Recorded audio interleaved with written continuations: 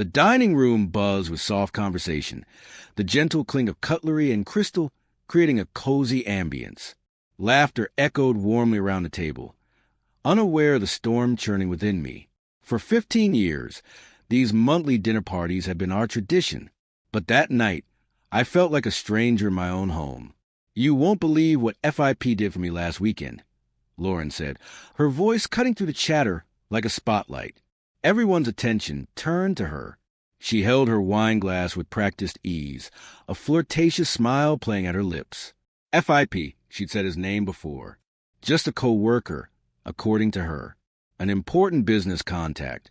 Nothing more. Yet tonight, her tone told a different story. Amanda, our nosy neighbor, leaned in with wide eyes. "Do tell." Lauren beamed. "He took me to Napa. Private villa. Exclusive tastings. The whole experience." Her laugh, light and carefree, felt like a slap. I honestly felt like a queen. Around the table, admiring murmurs rose. I could hardly hear them over the pounding of blood in my ears. Seated beside the woman I'd loved for nearly 2 decades, I listened as she detailed another man's romantic gestures like I didn't exist. She hadn't glanced my way once. "That's amazing," Amanda gushed. "You're so lucky to have someone treat you like that." "Lucky," Lauren repeated, her voice lilting with satisfaction. But she didn't mention me. Not once. Not the man who worked relentless hours to provide this life. Not the husband who funded these dinners, supported her every whim, every career change, every dream. I forced a calm smile and spoke. My voice even. Sounds like FIP really has a knack for romance. Finally, she looked at me. Just a flicker. And for a moment, something passed through her eyes. Regret? Annoyance? It disappeared too quickly to tell. She gave a tight-lipped smile. "He certainly does," she said, her tone sharp with challenge. I didn't respond. I simply noted it. The rest of the evening blurred into mechanical hospitality, refilling wine glasses, clearing plates, laughing at jokes I didn't hear. But beneath the surface, something in me had snapped. I wasn't just betrayed. I was humiliated, and I'd had enough. When the last guest left, my plan was already forming. The next morning, I acted like everything was normal. I kissed Lauren on the cheek, wished her a good day, and watched her drive away. Then I got to work. Her phone history was the first step. It didn't take long to find evidence. Countless messages, late-night calls, photos from that weekend in Napa. I forwarded them all to myself. Then I dug into our joint account, listing every transaction she'd made in the past few months. Hotel bookings, dinners, luxury gifts, all paid with our shared money. With the proof secured, I contacted my lawyer. Divorce was coming, but not just yet.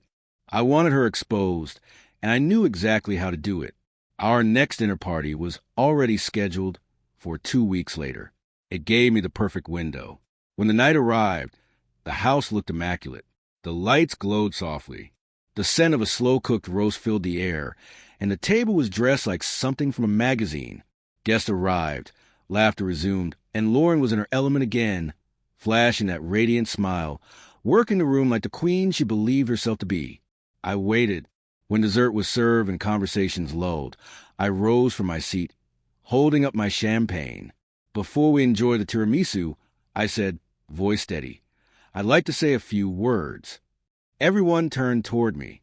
Lauren's eyes narrowed just slightly, curious. 17 years ago, I married the woman I believed would stand by me through anything. Lauren, you've been my partner, my support, my joy. And tonight, I want to raise a toast to you. The room filled with soft smiles and polite sighs. Lauren smiled too, though I caught a flicker of unease. But marriage, I continued, is built on trust. And when that trust is broken, it can never return to what it once was. Silence fell. The mood shifted. Lauren's smile faltered, her hand tightening around her glass. I know about FIP. Gasps erupted around the table. Lauren went pale. For months you've lied to me, I said, not raising my voice, but making every word count. You used our home, our money, and our marriage as camouflage for your affair. And last time we gathered here, you had the nerve to celebrate it openly. David, She began, voice cracking. I lifted my hand, silencing her. Don't. I'm not interested in excuses. Not anymore. I turned to our guests, their faces stunned. I've compiled everything. The texts, the receipts, the photos. I'll be filing for divorce on Monday. But tonight isn't just about that. I reached beneath the table and pulled out a folder. I placed it in the center of the table. In here, you'll find the truth.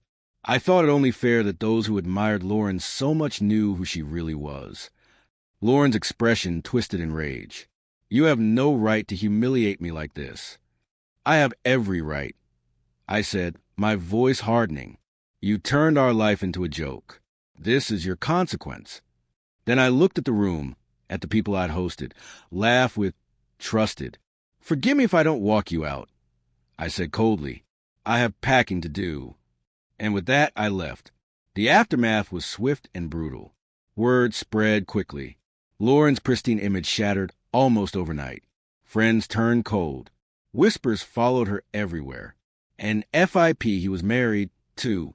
His wife filed for divorce within the week. Using the evidence I provided, I moved into a modern apartment downtown. My lawyer handled the divorce efficiently, and thanks to the mountain of evidence, the settlement leaned heavily in my favor. Some friends reached out, some to apologize, some to defend Lauren. I didn't bother sorting them. It didn't matter anymore. For the first time in years, I was no longer living a lie, no longer trapped by the illusion of a happy marriage. I was free, free from betrayal, from false smiles, and from a love that had long since died. And with that freedom came something I hadn't felt in a very long time: peace.